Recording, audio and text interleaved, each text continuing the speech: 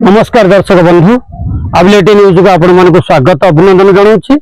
दर्शक बंधु आज आम नयागढ़ जिला दसपल्ला ब्लॉक भोगड़ीपड़ा ग्राम पंचायत रायमड़ा गाँव में पहुंचीचु। रायमड़ा गाँव स्कूल पाखरे आम पहुंचला देखिलु एठी गोटे गृह तैयारी होता जोटा कि अलिया एठी जमा कर गृहटा एठी तैयारी होता किंतु तार स्थिति आपण मानक निश्चित भाव में विजुअल माध्यम देखी निश्चित आप जानते। तो आर ऊपर मु कहबी राज्य सरकार कोटी कोटी टंका खर्च करुचंती गाँव लोक माने स्वच्छता आड़ को पादे पादे जिबे एवं गाँव आवर्जना जिनिस सेठी पकेइबे।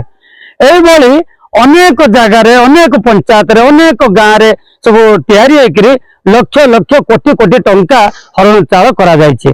तेणु मुझे कहवाक चाहे दर्शक बंधु यह तैयारी करिवार अर्थ है जो गाँ गहली पूंजी नेता टाउटर रही से केमिति बड़ मनुष्य हो पारे केमिति टंका को आत्मसात करेंगे से केमिति गाँ लोकंकर जो पांठि केमिति टंका को हड़प करेंगे यहाँ गोटे माध्यम।